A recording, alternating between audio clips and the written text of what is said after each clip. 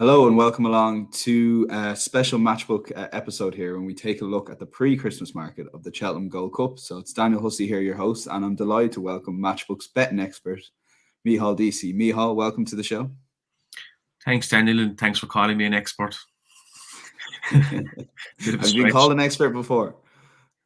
A few times by Tom Stanley, but I think that was in jest. I don't think he really meant it. But hopefully we'll do all right here now. But yeah, we'll have a look at the Cheltenham market, as I said. And if you are watching on YouTube, do give us a like and subscribe to the Matchbook YouTube channel for more betting content. So yeah, we'll take a look at the betting for the Cheltenham 22 Gold Cup. And firstly, we'll have a look at the prices. And it's Ante-Post is your favourite on Matchbook at 4.0. Minella Indo is 6.2. Chantry House is 14.0. Protectorat is 16.0. Envoy Allen and Albu Photo available at 19.5. And then 21.0 bar. Micheál, just taking a look at the betting here, what are your kind of initial thoughts looking at the market ahead of Christmas racing? Yeah, so like as you said, this is being recorded early enough in December, so this market is going to move a lot over the next few weeks. So we just thought we'd have a look at it to see if there's a bit of value. So I think we'll start at the top there with we look at the first three runners in the form in the Gold Cup last year. So you've Ante-Post as the favourite now. He has had one run this year, a wildly impressive win at Haydock by 22 lengths, beating Royal Pugoi. If you look back at that race, he obviously finished second as a last year. If you look back at the race he won this year, I mean, the horses he beat, if any of them turned up in the Gold Cup in March, none of them are going to be less than probably 26.0. They'll probably, there'll be few of them be triple figure prices, but I suppose he could only beat what was in front of him, and he was very impressive. 4.0 isn't a price I'd be interested in at the moment. Like he could be that price on the day in March, so I wouldn't be tying up your money on him just yet. Last year's winner, Minella Indo, is 6.2. Disappointed on his first run of the season at Down Royal, but again, looking back at the race last year, he was very, very good. He was backed in from a double figure price on the week of it, went off 10.0 and won very, very well. A lot of heart. It takes a good horse to come back 2 years in a row, and he does look like a good horse. In fairness, he won the Albert Bartle as well in probably the same fashion, pulling hard, but getting home and not even seeing a horse from the top of the hill. Album Photo then is a big price. He's 19.5. He was obviously going for 3 in a row last year. Didn't quite get there. It's amazing that he won 2 and finishing third in his third Gold Cup means he's a good tough horse. William Mullins is going to tweak his preparation this year to get him there again. I mean, this is all roads lead there. You could argue there's a bit of value in his price there at 19.5 because he will definitely be there on the day, and if he does turn up, he's probably going to be shorter than that. But is he a likely winner? Probably not. He's probably done his running already.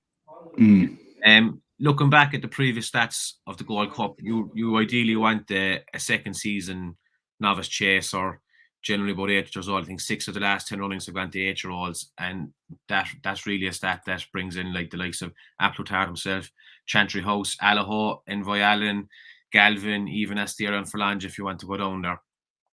We'll just have a look at Chantry House there now. He's 14.0.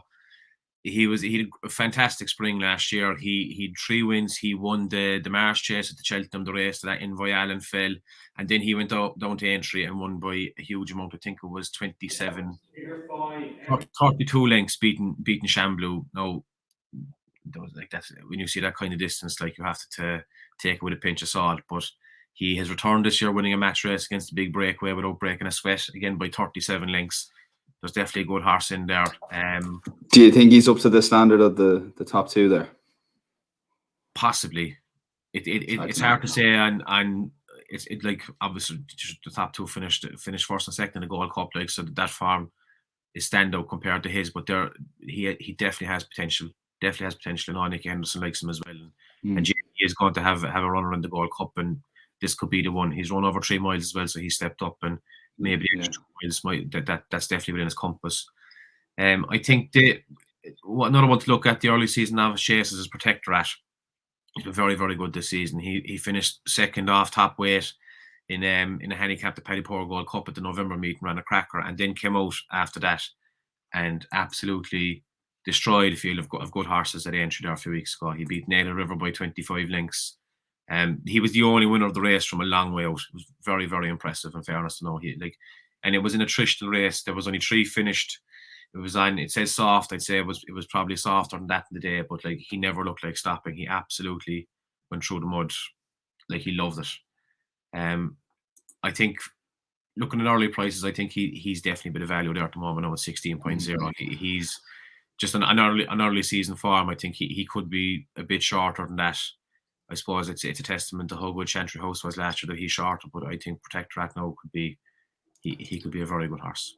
And then one horse I was thinking potentially is Galvin, obviously winning the National Hunt Chase last year. Didn't disgrace himself and losing to Frode on there in his season opener. For you, is he value at 21.0, or is he probably too short given the fact that he could potentially still run in the National over the Gold Cup? I just have a feeling he's going to go for the Grand National.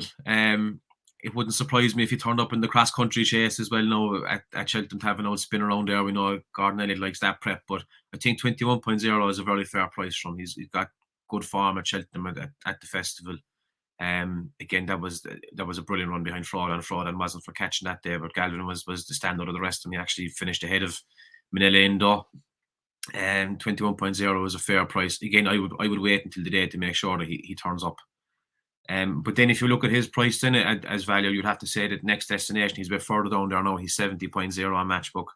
He was only linked and a half behind him in the 4 mile or the National Hunt Chase last year. And like I thought he was my selection on the day. Galvin was just far too good for him, but he's definitely, I think this is definitely his target for the year. I think he's a 9-year-old as well. So this is probably his best chance running in it. And again, at 70.0, if you back him at that price and he turns up on the day, he's going to be a lot shorter. So he'll be sitting on a nice little ticket there. Yeah, and he was obviously entered in the Betfair Chase and taken out because of the ground. So it'll be interesting his plan for Christmas and where he ends up going. And yeah, I guess if it turns up soft in the Gold Cup, like we obviously remember Native River in the year that ground was very soft, there is potential for a Next Destination to get in the mix, I guess. Yeah, he's great jumper and great traveller. He's a nice horse. I think he's definitely overpriced at the moment. And if he comes out at Christmas and runs well, he'll probably run in Kempton or something at Christmas. If he runs well, they're like me. His price could definitely half at that price. And Micheál, before we get into selections there, any other horses tickle your fancy? You mentioned to me Eclair de Rire as a potential, given that he is like following in those prep. Eclair de Rire ran an absolute stinker there in the Ladbrokes Trophy there for weeks ago. Like, it was too bad to be true, but he went off a very sharp price for that. I mean, it was his first run in a handicap chase. He started his season in the same race that Linda did last year, that listed chase at Rexford, and again, he was very, very impressive. And on the basis of that, he went off favour for the Ladbrokes Trophy. He just never got going. He sat midfield, and once they just kicked away from him, maybe he didn't enjoy the trip over, but he'd have learned a lot from that. And because that was so bad, I mean, he's a massive price as well. He's 70.0. So I would not put anyone off having a bet at that, because again, if he turns up in the day, he's going to be significantly shorter.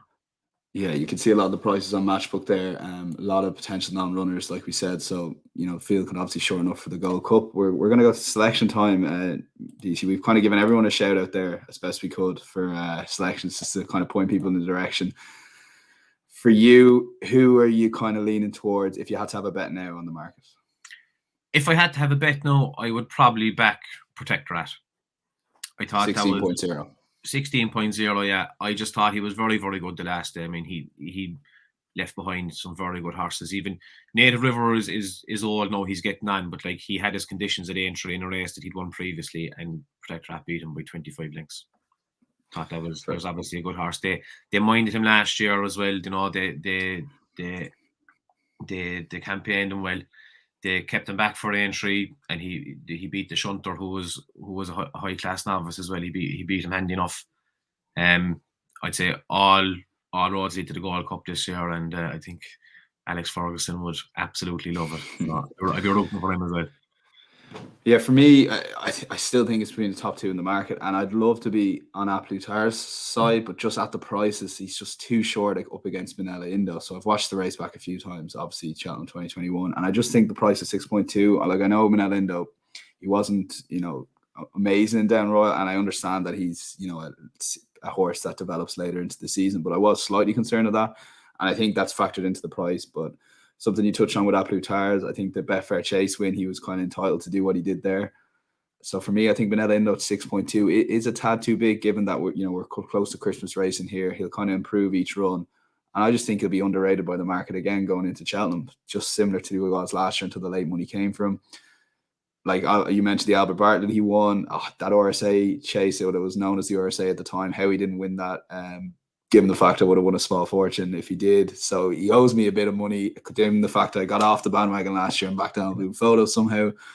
But this year, I think at the prices, I think 6.2 going into Christmas racing, where I think we'll see an improved performance to probably get into that kind of 5.0 bracket and probably be there until on the day, or maybe slightly shorter. But I do think he'll ultimately go off favourite in the Gold Cup, and I think, well, if it would be Rachel Blackmore on board, or I presume it will be, given what's happened earlier in the season, that I think 6.2 is a good price for Micheál. Yeah, she's going to have a tough decision if Jack Kennedy isn't back for Cheltenham. But look, it's a great decision to have for him. I'm sure she won't mind. Absolutely. Micheál, thanks a mil for the good looking in. You're all set for Christmas racing anyway. I am keeping the money in the pocket now until Stephen's Day, and I can lose it all then. Delighted. Get the present sorted there. But Micheál, thanks a mil for coming on. And for those listening to the podcast, obviously check out our horse racing podcast. It'll be on the YouTube channel as well. We're going to have a Christmas racing preview as well, and hopefully we'll be back with a look at another Cheltenham market after Christmas as well. But appreciate you listening, and take care.